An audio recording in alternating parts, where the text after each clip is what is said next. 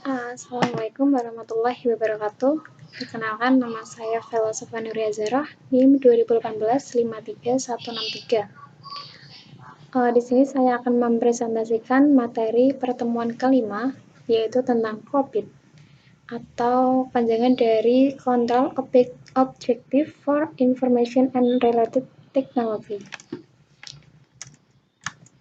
COVID adalah alat yang dirancang untuk penguasaan IT yang membantu dalam pemahaman dan memanage resiko, manfaat, serta evaluasi yang berhubungan dengan IT.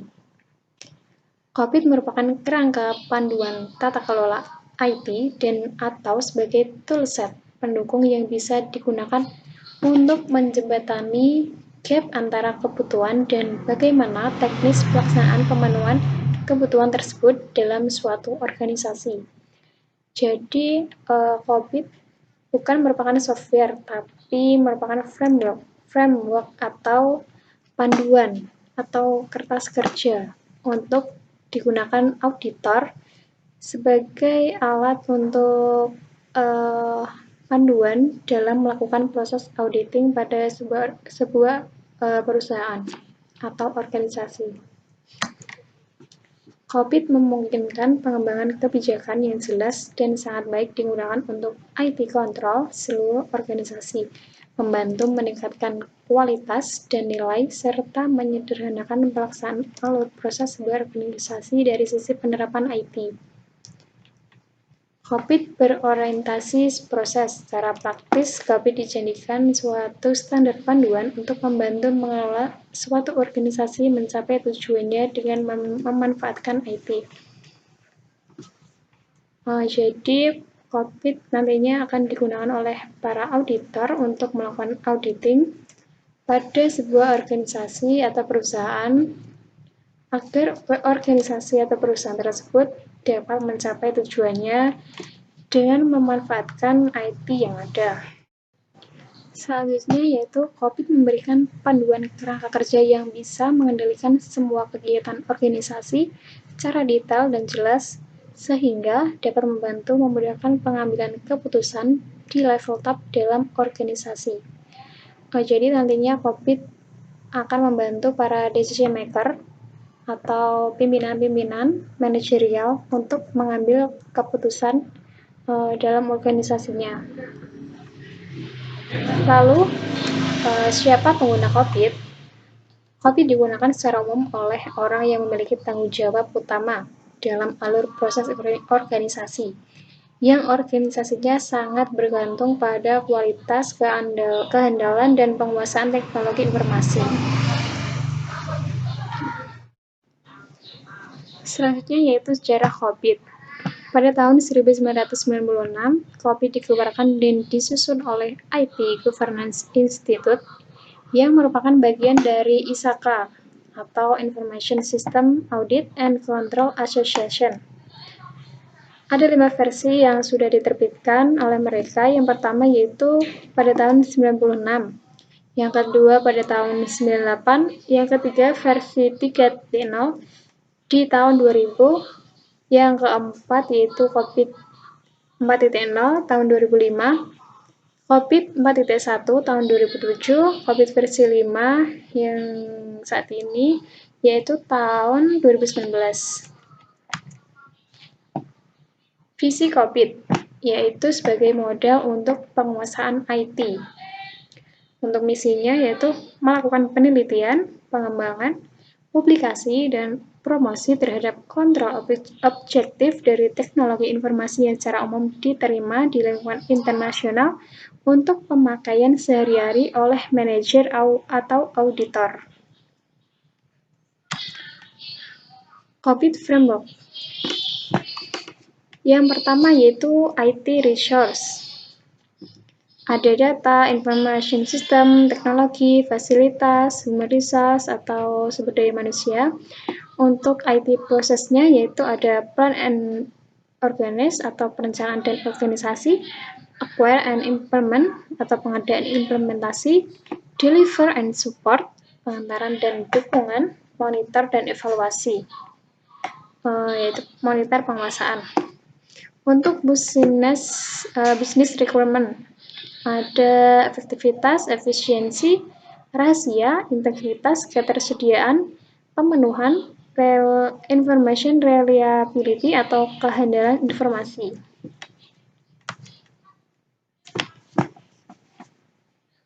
Lalu apa yang stakeholder harapkan dari IT?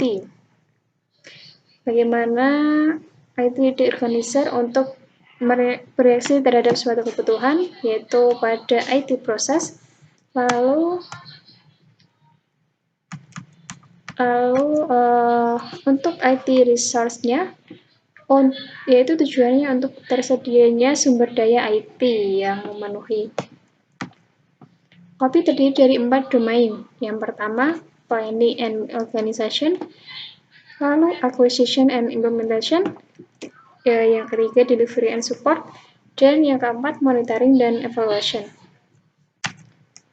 Untuk yang pertama yaitu plan and organize atau perencanaan dan pengorganisasian.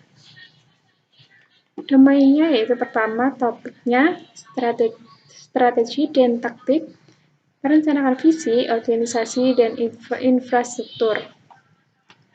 Nanti pertanyaan-pertanyaan yang akan dilakukan dalam proses auditing yaitu seperti ini. Apakah IT dan strategi bisnis sudah ditetapkan? Atau apakah perusahaan mudah menggunakan secara maksimum sumber dayanya? Lalu ada pertanyaan, apakah semua orang di dalam organisasi sudah memahami sasaran IT? Dan selanjutnya. Lalu untuk acquire and implement atau pengadaan dan implementasi, topiknya yaitu IT solution dan perubahan serta pemeliharaan. Untuk questionnya, ada apakah proyek baru dapat memberikan solusi terhadap kebutuhan bisnis? Lalu apakah proyek baru dapat selesai tepat waktu dan sesuai anggaran? Lalu apakah sistem kerja yang baru bisa diterapkan dengan baik? Lalu yang terakhir, apakah perubahan yang dibuat tidak merepotkan kegiatan bisnis yang berjalan? Seperti itu pertanyaan-pertanyaannya. Lalu yang ketiga ada delivery support atau layanan dan dukungan. Topik yang dibahas adalah layanan pengantaran dan dukungan proses penyusunan pengolahan sistem aplikasi. Untuk pertanyaannya sebagai berikut. Yang pertama, apakah layanan IT yang diberikan sesuai dengan prioritas bisnis? Lalu, apakah biaya IT dapat dioptimalkan? Lalu yang ketiga ada apakah pekerja mampu menggunakan sistem IT lebih produktif dan aman? Lalu apakah keamanan, integritas, dan ketersediaan sudah pada tempatnya atau belum? Yang terakhir yaitu monitoring dan evaluasi. Kontrol dan evaluasi. Topiknya yaitu penilaian overtime, jaminan pengiriman, sistem pengendalian manajemen kesalahan, pengukuran pekerjaan, dan sebagainya. Pertanyaannya yaitu, dapatkah IT mendeteksi suatu permasalahan sebelum semuanya terlambat? Lalu, apakah jaminan kemandirian yang diperlukan dapat memastikan bidang-bidang kritis bisa beroperasi sesuai dengan yang diharapkan atau belum? Seperti itu. Next, kerangka kerja pada COVID. Yang pertama ada mengamankan aset sistem informasi atau istilahnya aset safeguarding. Lalu yang kedua efektivitas sistem, lalu efisiensi, memberikan dan pengelola ketersediaan, availability, lalu confidentiality, reliability, data integrity, dan menaati seluruh peraturan dan aturan yang ada atau disebut compliance. Yang pertama, mengamankan aset sistem informasi atau aset safeguarding. Aset sistem informasi suatu entitas seperti perangkat keras, software, sumber daya, file data, dan fasilitas lainnya harus dijaga dengan baik untuk agar tidak terjadi misefisiensi, misefektivitas, dan penyalahgunaan aset entitas. Dengan demikian, sistem pengamanan aset sistem informasi merupakan suatu hal yang sangat penting yang harus dipenuhi oleh entitas bisnis. Lalu yang kedua yaitu efektivitas. Efektivitas sistem informasi memiliki peranan penting dalam proses pengambilan keputusan usaha. Efektivitas tersebut nantinya suatu sistem informasi dapat dikatakan efektif bila sistem informasi memberikan manfaat dan ketepatgunaan teknologi informasi dalam operasi dan administrasi. Lalu selanjutnya yang ketiga yaitu efisiensi sistem.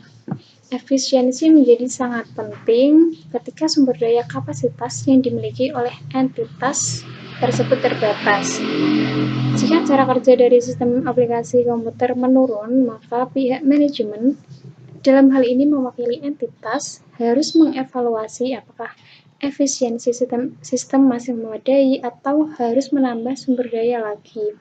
Karena suatu sistem dapat dikatakan efisiensi jika sistem informasi dapat memenuhi kebutuhan user dengan sumber daya informasi yang minimal. Yang keempat, yaitu memberikan dan mengelola ketersediaan layanan sistem informasi atau biasa disebut availability. Berhubungan dengan ketersediaan dukungan atau layanan teknologi informasi hendaknya dapat mendukung secara berkelanjutan terhadap proses usaha atau bisnis entitas. Makin sering terjadi gangguan atau sistem down, maka berarti tingkat ketersediaan sistem masih rendah. Yang kelima yaitu confidentiality atau menjaga kerahasiaan. Fokus kerahasiaan di sini adalah perlindungan terhadap informasi dan terlindung dari akses pihak-pihak yang tidak berwenang dan bertanggung jawab. Yang keenam yaitu meningkatkan kehandalan reliability berhubungan dengan kesesuaian dan keakuratan bagi manajemen dalam pengelolaan organisasi, pelaporan, dan pertanggungjawaban.